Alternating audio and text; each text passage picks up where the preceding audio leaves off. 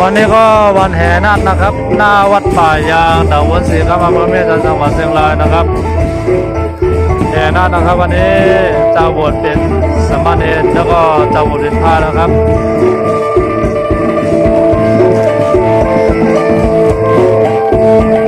เริ่มวันที่2ถึงวันที่9 เมษายน 2566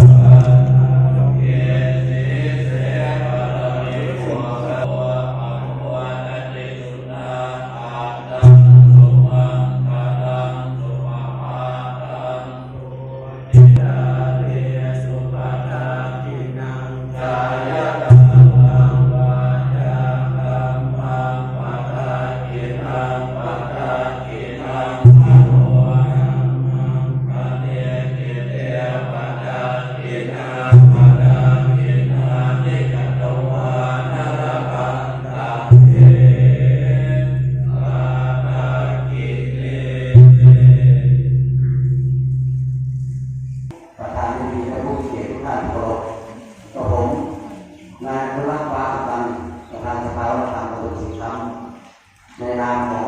ผู้สาธารณชนตำบลศรีคำและผู้ที่เข้าร่วมพิธีในวันนี้ขอขอบคุณท่านที่ให้เกียรติมาเป็นประธานที่เราไทยทุกหมู่เหล่าจะได้ร่วมกันเพื่อพระเกียรติและแสดงความสำนึกในพระม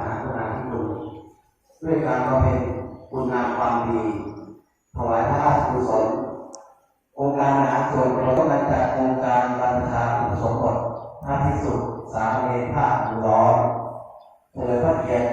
ประจำปี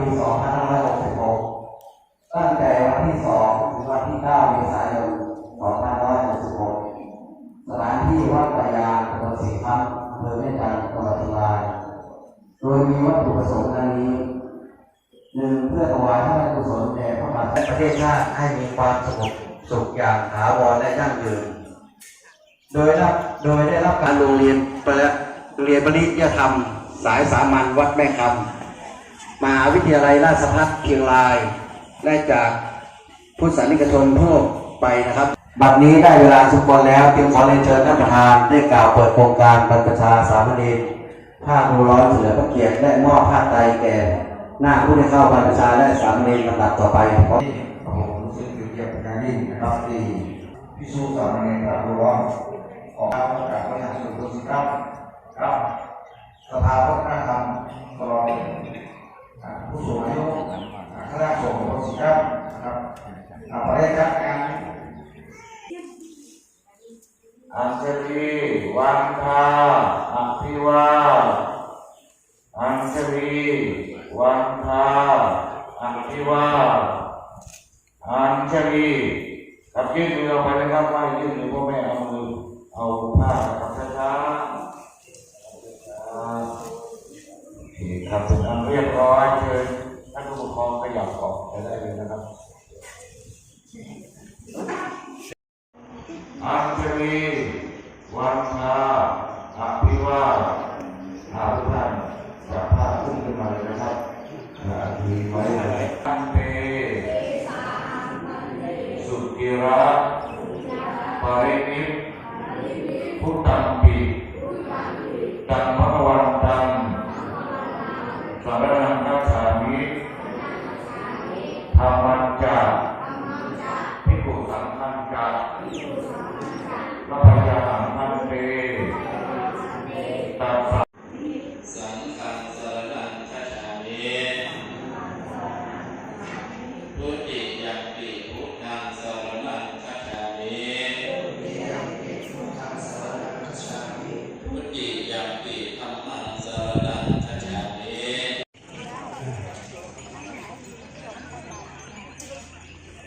ตอนนี้ก็ผ้าไหมวินทวารนะครับผ้าไหมที่บูแล้ว วันนี้ก็ได้วินทวารโปรดญาติโยม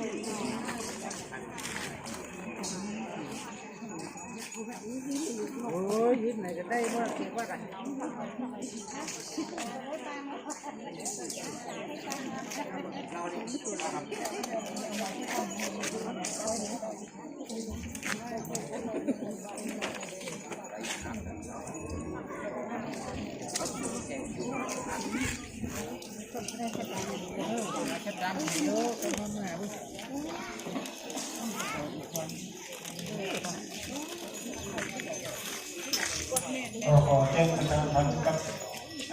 ขอรับในเนาะเดี๋ยวเขาจะฟังต้องมีไม่ฉันก็จะหาเพลงก่อนเนาะอาจารย์ที่เขาเป็นจัดยังจัดต้องเขาเล่าที่เราต้องกันนะคือบ้านจัดยัง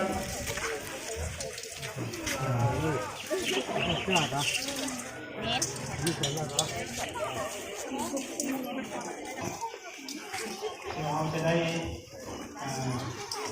พัฒนาเป็นสำหรับคุยทานเนี่ยคุยทานเดี๋ยวสามารถคุยได้แล้วเนาะสามารถคุยได้เลยเนอะแต่เดี๋ยวเราเป็นบิณฑบาตแล้วคุยทานเนาะนี่ดินใหม่นี่ดินใหม่คุยเนาะเดี๋ยวลองครับสำหรับพิธีก่อนบ่ายจะเป็นการพบองค์ที่จะได้เสกพระเจ้าก็จะทำพิธีในช่วงบ่ายเนาะ โยมตามข้าสูงตามอันนี้ได้รับกับพระมหาเทพ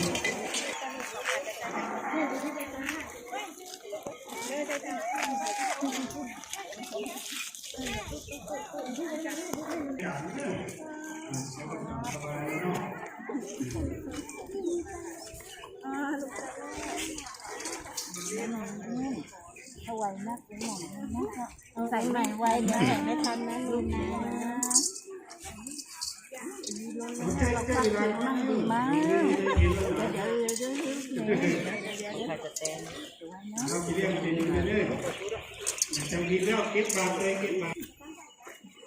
เดี๋ยวเป็นใหม่เป็นกันเลย พระสุขสามณีนอกพระปีเรียมราชา จะร้องแล้วนะจะร้องแล้วนะ ในศาลาด้านทิศตะวันตกด้านหลังพระวิหารเนาะเดี๋ยวกับนี้พูดถึงพระปีเรียมพระอาจารย์สามณีใหม่ทุกรูปเรื่องร้านมันไม่ได้ทีแล้วเตรียมไปเลยเนอะคุยทานเนาะคุยทานไม่เตรียมไปเลยเนาะคุยทุกคนเนาะจะไปลูกกันเนอะไปลูกกันเนอะ อันนี้ก็พระเนนสามเณรน้อยรูปสามเณรใหม่อวยทานให้ญาติโยมทั้งหลายนะครับโอ้โห